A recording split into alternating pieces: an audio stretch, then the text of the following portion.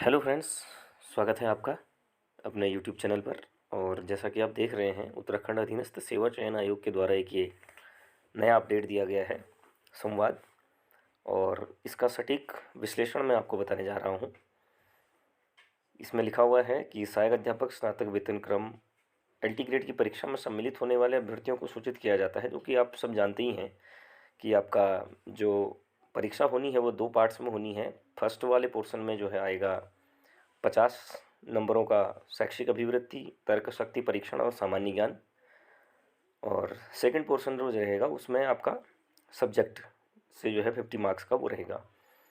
लेकिन अभी तक ये क्लियर नहीं था आयोग की ओर से कि 50 नंबर जो ये फर्स्ट वाले पार्ट में आने हैं वो कहाँ कहाँ से कितने क्वेश्चन आएंगे। तो अब इसको क्लियर कर दिया है आयोग के द्वारा। भाग एक में शैक्षिक अभिवृत्ति हेतु 30 अंक और तर्क शक्ति परीक्षण हेतु 10 अंक एवं सामान्य ज्ञान हेतु 10 अंक निर्धारित हैं।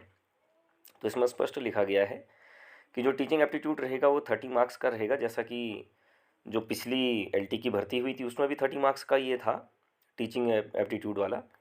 अब इसमें 20 नंबर और ऐड हो जाते हैं, 10 नंबर आपके रीजनिंग के और 10 नंबर जो इसमें इस साल के सिलेबस के अनुसार दिया गया है कि जनरल नॉलेज आएगी। उसमें उत्तराखंड भी आएगा और इंडिया लेवल का जो जनरल नॉलेज है वो भी उसमें पूछा जाएगा। तो ये फर्स्ट वाला जो भाग है वो उसका 50 अंकों का निर्धारण इस तरह से किया गया है।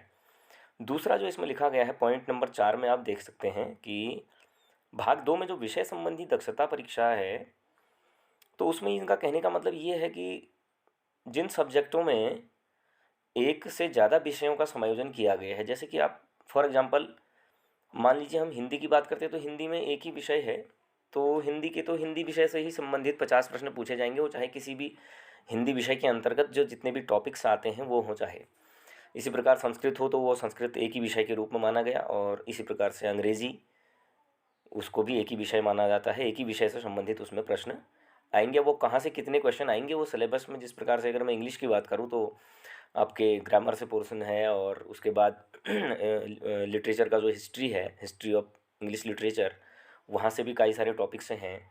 तो कहाँ से कितना आएगा ये तो अभी तक क्लियर नहीं है, ये तो हमें डीपली पढ़ना ही पड़ेगा हर टॉपिक को। लेकिन इनका कहने का मतलब ये है, भाग 4 में थोड़ा ध्यान से आप लोग समझने का प्रयास करेंगे कि जैसे कि मैथमेटिक्स है, थोड़ी देर के लिए एलटी गणित का जो एक जो पद निकले हुए हैं, एलटी गणित में जो गणित विषय से संबंधित जो प्रश्न आएंगे 50, वो केवल गणित से नहीं आएंगे। अब आज तक ये थोड़ा सा कन्फ्यूजन रहता था कि गणित और फिजिक्स दो चीज़ें उसमें सम्मिलित रहती हैं, तो गणित से कितना आएगा फिजिक्स से कितना आएगा, इसमें थोड़ा सा डाउट रहता था। तो वहाँ पर इसको क्लियर करने के लिए ये आयोग ने स्पष्ट किया है कि उसको समान रूप से लगभग यथासंभव सभी विषयों हेतु समान अंक निर्धारित किए जाएंगे, ये इसमें स्पष्ट लिखा हुआ है। तो इसको थोड़ा समझने का प्रयास करेंगे आप सभी, और उसी बेस पर अपनी आप लोग प्रिपरेशन अपनी तैयारी करेंगे।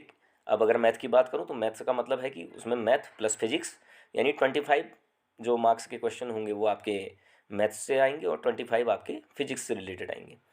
सेम एज अगर हम एलटी सामान्य की बात करें, जो कि सामाजिक विज्ञान जिसको हम आम भाषा में बोल देते हैं, तो सामाजिक विज्ञान वाले में भी विषय जो है अंदर ही अंदर 4-5 अन्य विषयों में भी बटा हुआ रहता है, जैसे कि इतिहास है, भूगोल है, और आपका पॉलिटिकल साइंस उसमें थोड़ा रहता है, इकोनॉमिक्स का पोर्शन रहता है, डिजास्टर मैनेजमेंट का रहता है। तो ये पाँचों को आप मिला लेंगे तो ये मान के चलिए कि इन पाँचों में डिवाइड हो जाएगा 50 मार्क्स का।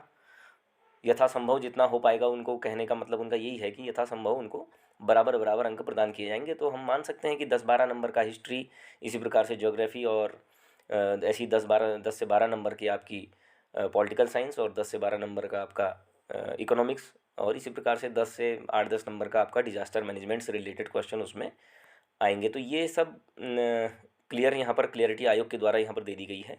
तो बाकी ये परीक्षा जो होगी, जो सेवा नियमावली है उसी के प्राविधानों के अनुसार ही संपन्न की जाएगी। अब कब की जाएगी ये भी अभी थोड़ा सा डाउट बना हुआ है, क्योंकि आप सभी को पता होगा कि ये कुछ लोगों के द्वारा अपनी आयु सीमा को लेकर के रिलैक्सेशन के रिगार्डिंग हाई कोर्ट में उनके द्वारा रिट दायर की गई थी, और उनको जो है हाई कोर्ट से थोड़ा सा सरकार को इसमें जवाब दाखिल करने को कहा गया है। तो उसमें थोड़ा समय लगेगा, तो अभी इस तैयारी का काफ़ी अच्छा एक मौका आपको और मिल रहा है, समय सभी को।